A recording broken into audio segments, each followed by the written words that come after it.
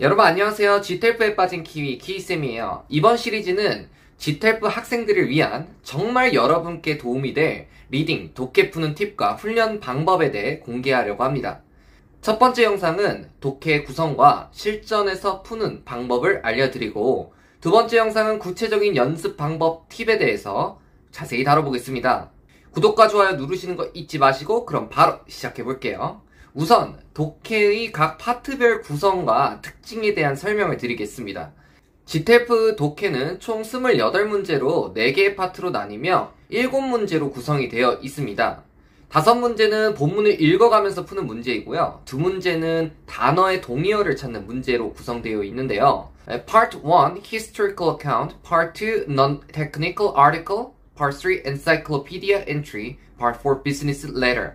이 각 파트별로 어떤 내용으로 구성되어 있는지 특징을 설명드리겠습니다. Part 1, Historical Account는 직역으로 하면 역사적 이야기를 말하지만 GTELF에서는 역사적으로 유명한 인물이 등장합니다. 실제 인물인 경우가 대부분이며 아주 가끔 만화의 주인공 또한 나온 적이 있어요. 역사적 의의를 갖는 한 인물을 바탕으로 그 인물의 유명한 이유, 탄생 배경 등 대략적인 소개가 시작이 되며 유년기 가족관계 그리고 성장 배경, 주요 업적 및 작품에 대해, 그리고 마지막으로 말년 또는 근황, 그리고 역사적인 업적에 대한 평가로 마무리가 보통 됩니다. 주로 첫 번째 질문으로는 인물이 잘 알려지거나 유명한 이유에 대해서 묻는 게 나오고, 나머지 문제들은 제가 방금 언급해드린 특징 위주들로 나옵니다. Part 2, Non-Technical Article. 원래 Non-Technical이라고 하면 영어권에서는 사건이나 사실 위주의 내용보다는 사람들의 흥미를 끌 수 있는 주제를 바탕으로 한 글을 말하는데, 이 GTELF에서는 신문 또는 과학 잡지에 나올 법한 다양한 주제로 주로 사회 현상, 새로운 연구 결과, 그리고 신기술 등을 소개하고 설명하는 방식으로 연구의 특징, 실험 과정, 결과 및 시사점을 바탕으로 문제를 출제를 합니다.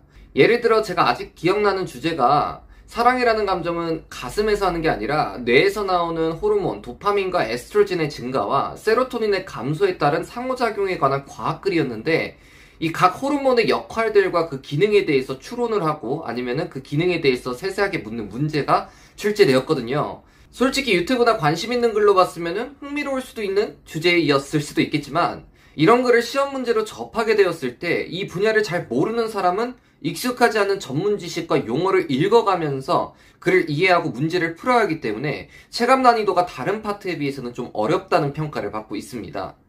첫 번째 질문으로는 글의 주제에 관한 문제가 주로 출제가 되며, 나머지 문제들은 본문의 특정 세부 사항을 바탕으로 출제가 됩니다. Part 3는 Encyclopedia Entry라 해서 백과사전의 표제어로 말 그대로 백과사전에 있는 아무거나 나올 수가 있습니다. 사실을 기반으로 한 과학 또는 사회 현상, 역사적 사건, 특정 동식물, 별자리, 스포츠 게임, 무기, 연설, 음악, 지리, 음식, 그리고 다양한 주제들이 정해진 표제어의 정의부터 시작해서 배경, 특징, 과정, 의의까지 질문 또한 다양하게 출제가 되거든요.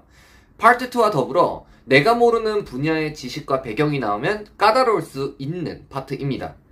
마지막 파트 파트 4는요, Business Letter, 비즈니스 편지입니다.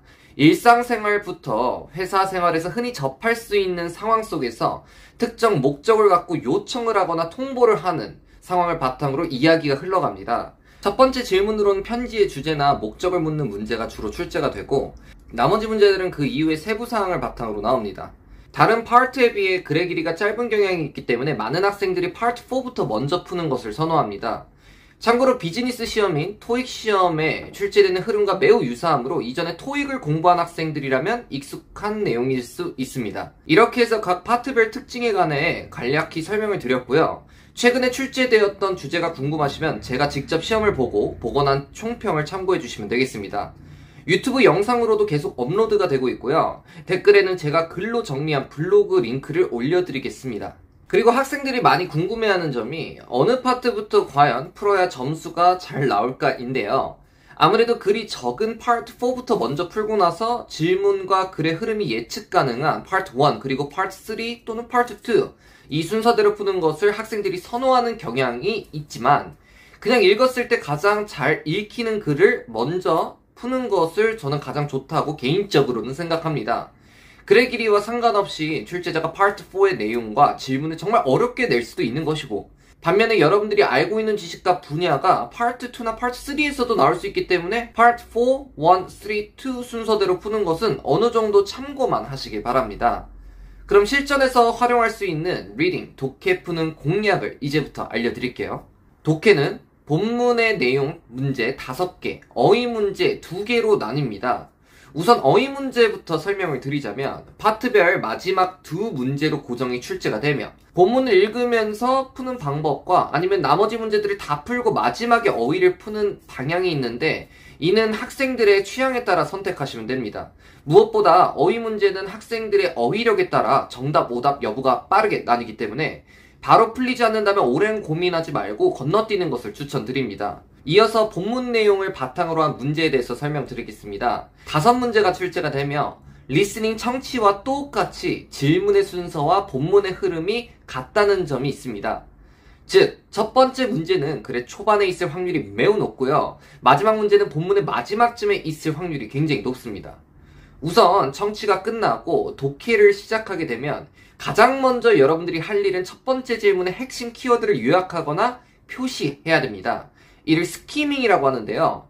그리고 나서 본문의 첫 문단을 읽어가며 질문의 키워드에 일치하거나 상응하는 정답의 신호, 시그널을 찾습니다. 정답의 신호를 찾았다면 그 문장을 세세하게 집중하여 읽어가면서 첫 번째 문제 보기 A, B, C, D 중 정답을 고르시면 됩니다.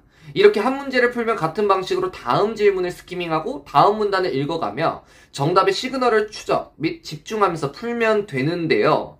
그럼 방금 드렸던 실전 공략을 예시로 직접 제가 보여드릴게요. 맨 첫 번째 질문으로는 What is William Shakespeare famous for? 질문이 나왔죠.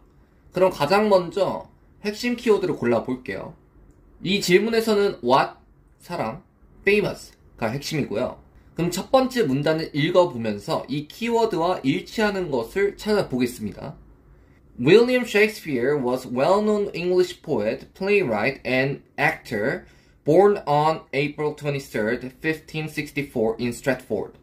윌리엄 셰익스피어는 잘 알려진 영국 시인, 극작가, 배우로 1564년 4월 23일 스트래트포드에서 태어났다. 첫 문장부터 정답의 시그널이 나왔는데요. 질문에 있는 famous와 유의어인 well-known을 찾았으니 이 시그널을 포함한 문장을 집중해서 읽으면 됩니다. 쉬운 문제는 질문의 키워드가 그대로 본문에 나오지만 이처럼 유의어나 비슷한 말로 바뀌어서 paraphrasing 되는 경우가 대부분이거든요. 그리고 시그널의 문장과 그 뒤에 붙어있는 문장의 prolific writer, 다작의 작가라는 내용까지도 고려했을 때 여기서 가장 적절한 정답은 D가 될 수가 있겠죠.